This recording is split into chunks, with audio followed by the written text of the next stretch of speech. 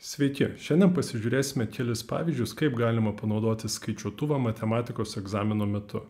Jei konkrečiai, tai Casio Fix991. Naudosim uždavinius iš anksčiau buvusių egzaminų arba pavyzdinių užduočių ir pastebėsiu, kad visus uždavinius, kuriuos parodysiu, būtų gerai mokėti išspręsti ir be skaičiuotuvo, bet ir tokiu atveju skaičiuotuvas gali būti naudingas atsakymo pasitikrinimui. Pradėkime nuo paprasto uždavinio, kur turime apskaičiuoti štai tokio reiškinio reikšmę, kai x lygu -2. Gerai, tai pasirenkam štai čia ir turim susivesti savo reiškinį vietoj x paimdami -2. Tai pasirenku trupmeną, skaitiklyje turim kvadratinę šaknį ir rašau 1 minus 2 ir vietoj x, kaip sakėm, rašom -2. Dedu skliaustus, kad viskas būtų gerai. Plius ir tada turim x kvadratu, vietoj x vėlgi -2 parašau ir keliu kvadratu. Skaitiklį turim, tada vardiklyje yra 2 ir reikia modulio vardiklyje. Tai renkuosi katalogą, renkuosi štai čia ir čia yra mūsų modulis. Ir rašau tada 1 minus ir vėlgi vietoj x turi būti -2. Ir turim atsakymą 1/2. Duota štai tokia funkcija ir turim apskaičiuoti tos funkcijos išvestinę taške x lygu 0.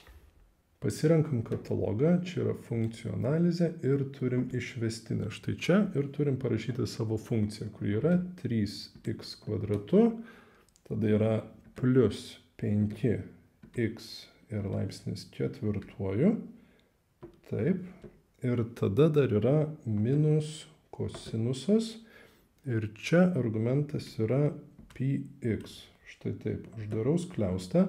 Ir dabar taškas, kuriame mes skaičiuojam tą išvestinę, yra x lygu 0. Tai čia rašau 0 ir turim, kad atsakymas galutinis yra 0. Duota ta pati funkcija f nuo x ir dabar turim paskaičiuoti f nuo 2 plus štai toks apibrėžtinis integralas. Gerai, tai skaičiuokime apibrėžtinį integralą, vėlgi renkuosi katalogą, štai čia ir integravimas. Čia ir turim apibrėžtinį integralą, kur rėžiai yra nuo 0 iki 1 ir po integralinę funkciją vėl turim susivesti patys. Tai rašau 3x kvadratu vėlgi plus 5x ketvirtuoju ir dar turim vėlgi minus kosinusas, argumentas buvo px ir uždarykim skliaustus. Štai taip ir pažiūrėkim, koks atsakymas. Kadangi tikrinau atsakymą prieš tai, žinau, kad turėjo gautis 2. Kodėl gavusi toks atsakymas? Turbūt padarėm klasikinę klaidą, nepasižiūrėję kampų matavimo vienetų. Šį kartą reikėjo pasirinkti radianus, o pas mus buvo nustatyti laipsniai. Pasižiūrėkim, kaip reikėtų išspręsti teisingai. Taip, tai spaudžiam settings ir čia renkame štai šitą ir angle unit. Štai čia ir nuo laipsnių pereinam prie radianų. Nu va, ir dabar darykim viską tą patį, pasirinkim katalogą, integravimas ir pabandykim dar kartą. Tai integralas nuo 0 iki vieneto. Ir vėlgi pasirašykim po integralinę funkciją, tai yra 3x kvadratu plus 5x ketvirtuoju. Na ir lieka minus kosinusas. Taip, ir tada čia px ir užsidarykim skliaustus. Na ir koksgi atsakymas dabar? Atsakymas 2. Štai ši raidė viršuje parodo, kokie yra mūsų kampų matavimo vienetai. Prieš tai buvo D, kas buvo degrees, laipsniai, o čia turim R, radians, radianai. Paveiksle pavaizduotas vienetinis apskritimas, kurio centras yra taškas O ir remdamiesi šio paveikslo turim nustatyti taško M koordinates. Šiame uždavinėje mūsų kampų matavimo vienetai yra laipsniai, nebe radianai, dėl to grįžtu prie laipsnių. Ir galim vėlgi spręsti uždavinį.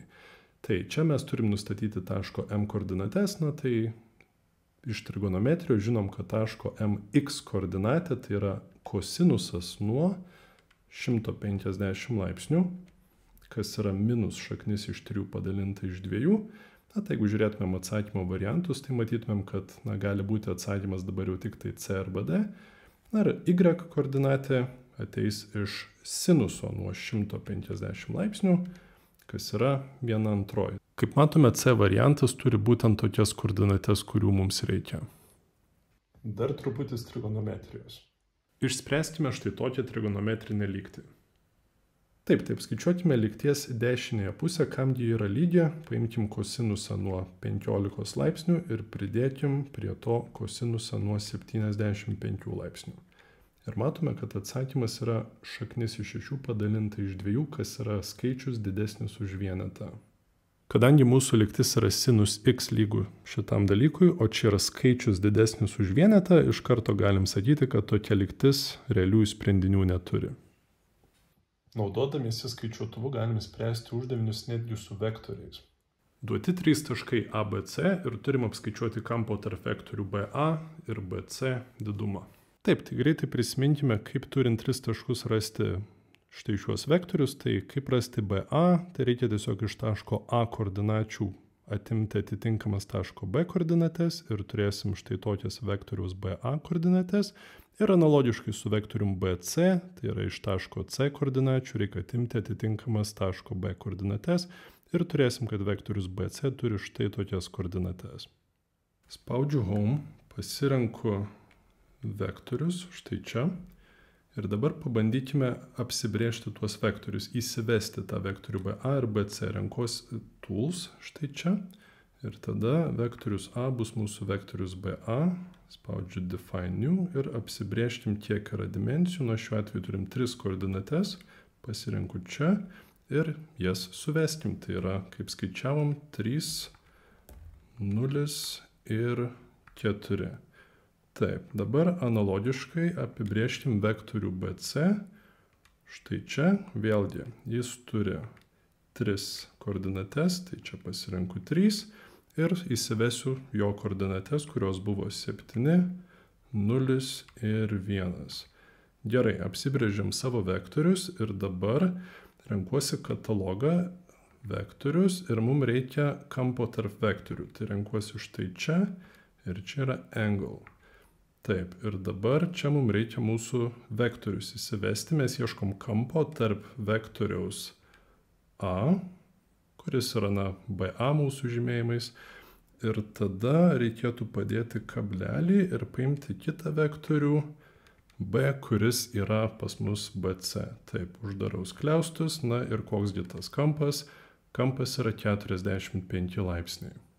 Yra ir daugiau būdų, kaip galima panaudoti tokį skaičiuotuvą ir šio vaizdo įrašo aprašyme palikome nuorodą į kitą vaizdo įrašą, kur galima rasti daugiau pavyzdžių, kaip būtent tą padaryti. Randa maistą visur. Šiandien tiek. Susitiksime kitame video.